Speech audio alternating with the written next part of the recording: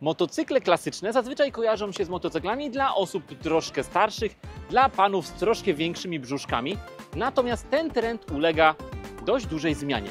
Te motocykle stały się bardziej użytkowe, zaczęły być bardziej praktyczne, no i przede wszystkim dużo ładniejsze. Stąd na rynku pojawia się coraz więcej motocykli w stylu Urban Classic. A my przedstawimy Wam dzisiaj Kawasaki Eliminator 500.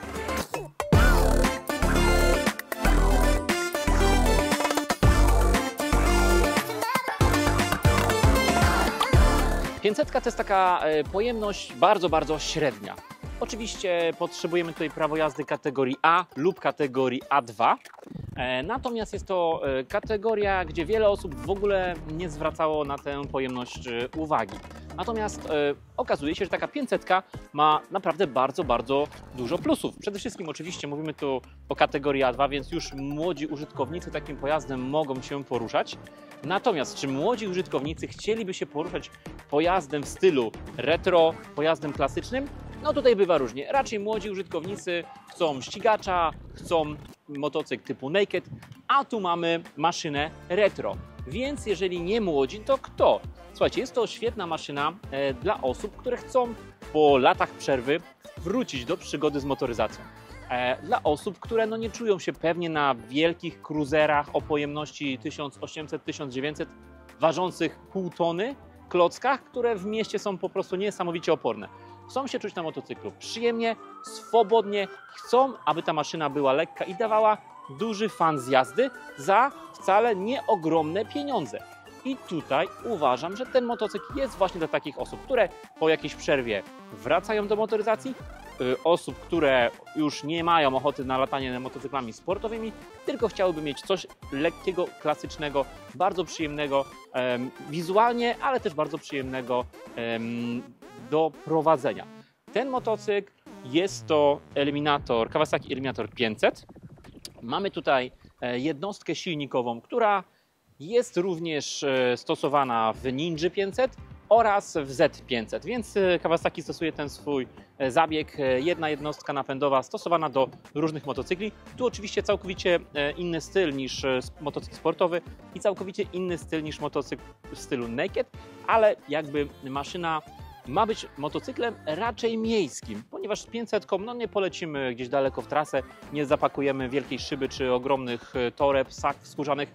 Jest to maszyna raczej na co dzień, czyli do latania bulwarowego, do przemieszczania się wieczorem gdzieś po mieście, wypicia kawki gdzieś właśnie w fajnym miejskim klimacie. Do tego ten motocykl nadaje się świetnie, ale też nadaje się bardzo dobrze do niedzielnych wycieczek. Jednostka silnikowa, dwucylindrowa. Jest to, tak jak wspomniałem, jednostka z Ninja 500 i z Z500. Mamy tutaj pojemność 451 cm3 i moc 45 koni mechanicznych. Czy to dużo? Jest to według mnie wystarczająco. Tym motocyklem i tak nikt nie będzie jeździł szybciej niż 130 na godzinę. Natomiast oczywiście to, co ma być w tym motocyklu najprzyjemniejsze, to fajny moment obrotowy z niskich i średnich obrotów, czyli ta dynamika ruszania w mieście, przyspieszania ze świateł, no i ten taki spokojny, chillowy klimat poruszania się z tymi nie jakimiś ogromnymi prędkościami. Tutaj po prostu czerpiemy przyjemność z takiego jeżdżenia chillowego po mieście. Więc ten silnik do tego się nadaje idealnie, choć nie jest to może typowa jednostka przewidziana do motocykli w stylu cruiser, bo oczywiście Chopper Cruiser to V-ki, to motocykle w konstrukcji V, w konstrukcji jakby tej najbardziej klasycznej. Tutaj oczywiście z uwagi na normy emisji spalin wszystkie V-ki i Kawasaki, które stosowane były w motocyklach typu cruiser, czyli w wszystkich Vulcanach, tak samo i w Yamasze, i w Hondzie, i w Suzuki. Niestety wszystkie V-eczki zostały wycofane i producenci szukają po prostu substytutu, więc pakują dwucylindrową rzędówkę, która chodzi basowo, ma fajny moment obrotowy, więc charakterystyka pracy jest do tej V-ki bardzo podobna. No i ona ma dawać ten przyjemny moment obrotowy. I tak właśnie jest z tą jednostką, a z uwagi na to, że ten silnik też jest stosowany w Ninja czy w ZC500, ten motocykl też ma fajną dynamikę jazdy, bo oczywiście jest to lekka konstrukcja, która przy uzyskaniu tych wyższych obrotów daje takiego powera, tą fajną dynamikę. Więc otrzymujemy tutaj fajny moment obrotowy z niskich obrotów, ale też jeżeli ktoś chce delikatnie bardziej sportowo, dynamicznie tym motocyklem pojeździć, też ma taką możliwość, bo ta 450 taką możliwość daje. Ten silnik został wpakowany w fajną stalową, kratownicową ramę, która daje fajną sztywność, ale też jest to oczywiście taki styl klasyczny.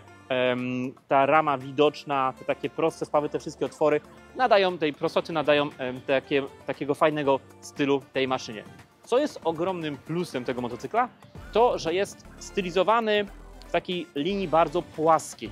Możecie sobie zwrócić uwagę, że ta linia i zbiornika paliwa, i kanapy, i tego zadupka jest bardzo przeciągnięta. Ten motocykl wydaje się bardzo długi i wydaje się bardzo taki płaski, ale też bardzo niski. I tak jest. Wysokość kanapy to 73,5 cm, więc osoby początkujące, osoby niskie, kobiety mają mega komfort podpierania tego motocykla pełnymi stopami, czyli nawet osoby wyższe mają taką chillową pozycję, a osoby niższe mogą spokojnie się podpierać i ten motocykl pozwala sięgać bez żadnego problemu do ziemi. Więc jest to też alternatywa dla niskich osób poniżej powiedzmy 1,60 m, czy dla pań, które też czują się bardziej komfortowo, jeżeli ten motocykl daje im możliwość pełnego podparcia obiema stopami. Jeżeli oczywiście chodzi o tą pozycję podnóżków, podpierając się na ziemi nie pukamy piszczelami w te podnóżki, bo one są troszeczkę przesunięte do przodu. Natomiast w czasie jazdy nie jest to jazda w stylu cruiser, stopa do przodu, tylko to jest jazda bardziej w tym stylu motocyklowym, ale z przesunięciem nogi do przodu. Daje nam to pełną kontrolę przy manewrowaniu, ale też daje takie poczucie takiego lekkiego cruisera, czegoś pomiędzy typowym chopperem, a motocyklem typu naked, motocyklem szosowym. Więc maszyna niska, dzięki temu dla osób niskich świetnie się sprawdzi. Oczywiście ta wysokość tego motocykla to również zasługa kół, gdzie koło przednie to jest 18 cali, więc też takie troszkę dziwadło, jakby jeżeli chodzi o rozmiar koła motocyklowego, i koło tylne to jest 16.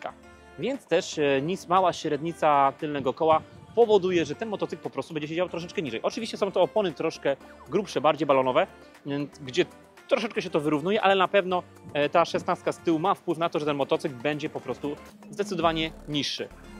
Oczywiście nisko ułożony środek ciężkości, nisko położona maszyna też ma pewne ograniczenia. To powoduje, że ten kąt złożenia w zakręcie nie będzie jakiś bardzo spektakularny, że będziemy dość szybko podcierać podnóżkami, jeżeli faktycznie chcemy dynamicznie pojeździć. I tak faktycznie jest. Tu jest około 35 stopni kąta złożenia w lewo i w prawo.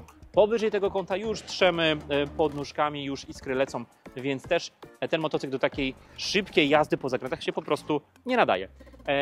Co do zawieszenia, tak jak widać, zawieszenie przednie to jest klasyk. Tak naprawdę wystarczy do takiej 500. Nie ma żadnej regulacji, żaden upside down, tylko po prostu klasyczne zawieszenie. Jeżeli chodzi o tył, to jeszcze bardziej klasycznie tutaj Kawasaki poszło. Poszło w dwa amortyzatory nie zamocowane po dwóch stronach motocykla, więc fajny, klasyczny styl. To też w jakiś tam sposób oddaje ducha tego motocykla. Mamy tutaj regulację napięcia wstępnego sprężyny, więc możemy sobie tę maszynę delikatnie otwardzić.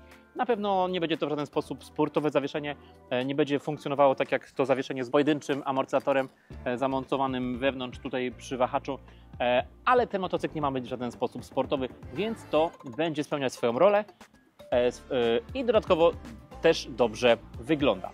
Jeżeli chodzi o hamulce tego motocykla, to też mamy tutaj wszystko to, co jest w Z500 czy w Ninja 500, czyli jedna tarcza hamulcowa, zwykła pompa, przewody, bez żadnego stalowego oplotu, bo po co. I tutaj oczywiście to hamowanie tego motocykla jest ok, z uwagi na to, że mamy tu po prostu niską masę i też nie rozpędzamy tego pojazdu do nie wiadomo jakich prędkości. Hamulce działają skutecznie, działają dość ostro. Początkowa reakcja jest taka, że motocykl nam zanurkuje, ale to też z uwagi na dość miękko zestrojone zawieszenie i czujemy ten efekt, że ten motocykl jakby od razu siada. Trochę taka tempa reakcja, że pierwszy efekt jest taki dość zaskakujący, dość szybko te hamulce reagują. Natomiast działa to bardzo skutecznie i do tej maszyny w zupełności daje radę. 310 tarcza z przodu, więc jak na motocykl w stylu cruiser, jest ok, ale to są oczywiście komponenty, które są żywcem ściągnięte czy z Ninja, czy z Z500. Z tyłu też tarcza hamulcowa, więc jak najbardziej wszystko poprawnie. Co do elektroniki, tylko obowiązkowe rzeczy. Co znaczy obowiązkowe? Obowiązkowe stoi ABS i na wyświetlaczu, który jest tutaj wyświetlaczem prostym, bardzo czytelnym, mamy wszystko, co potrzebujemy, czyli bezwzględne minimum.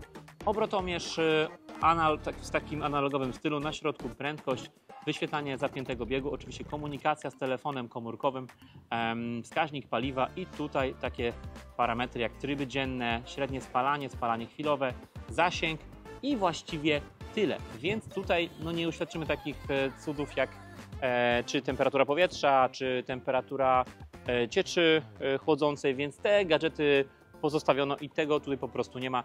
Tutaj po skomunikowaniu z telefonem komórkowym i uruchomieniem tej kawasakowskiej aplikacji, tam możemy zobaczyć dużo więcej, więc jest to taka alternatywa. Oczywiście nie mamy tutaj kontroli trakcji, jest tylko podstawowy ABS. Za to bardzo ładnie wyglądają światła. Mamy tutaj LEDowe kierunkowskazy, czyli w sprzęcie za mniej niż 30 000. Fajnie, bo nie jeden motocykl jakby daje kierunkowskazy żarówkowe, a tutaj Kawasaki wrzuca w standardzie LEDy, które nie gryzą się w ogóle w tym klasycznym stylem. Oczywiście przednia lampa LEDowa, tylna lampa jest w klasycznym stylu. Mamy tutaj lampę żarówkową, która na pewno odróżnia się od tego jakby LEDowego trendu, ale nadaje takiej klasycznej linii. Ona jest też w takim fajnym stylu, jest płaska, jest taka podłużna, co ładnie komponuje się z całością tego motocykla, plus kierunkowskazy LEDowe. Jest takie połączenie w stylu retro i nowoczesności. Maszyna z pełnym zbiornikiem paliwa waży 174 kg. Mamy tutaj zbiornik w granicach 14 litrów i spalanie takie jak i w Ninja czy w Zetce w granicach 3,5 do 4 litrów, więc mamy zasięg przyzwoity w granicach 300 km, więc na pewno jest ok, nie można się tutaj do tego przyczepić.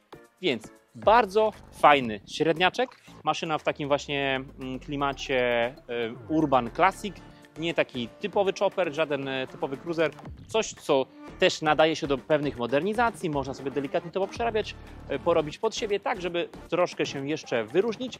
Tu akurat w tym białym kolorze Eliminator występuje w wersji w tym perłowym kolorze, który jest identyczny jak kolor Versysa 1100 w wersji S i występuje również w kolorze czarnym, tu oczywiście czarny mat. Eliminator 500 jest również w wersji SE, gdzie mamy dodatkową przednią owiewkę i parę bajerów.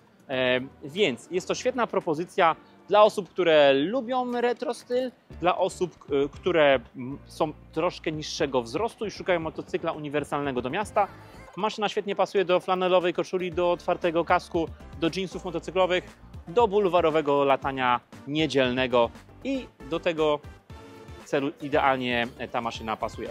Także słuchajcie, to tyle, jeżeli chodzi o opis tej maszyny. Jeżeli ktoś z Was dotrwał do końca i Was nie zanudziłem prezentacją tego sprzętu, no to oczywiście klikajcie subskrypcję, jeżeli jeszcze nie subskrybujecie naszego kanału, dawajcie lajki, piszcie komentarze, chętnie na Wasze pytania odpowiemy. A jeżeli szukacie swojego wymarzonego motocykla, to zostawcie swoje dane w formularzu w opisie filmu. Chętnie się do Was odezwiemy i porozmawiamy o motocyklach. To by było na tyle. Dzięki wielkie i do następnego. Do usłyszenia.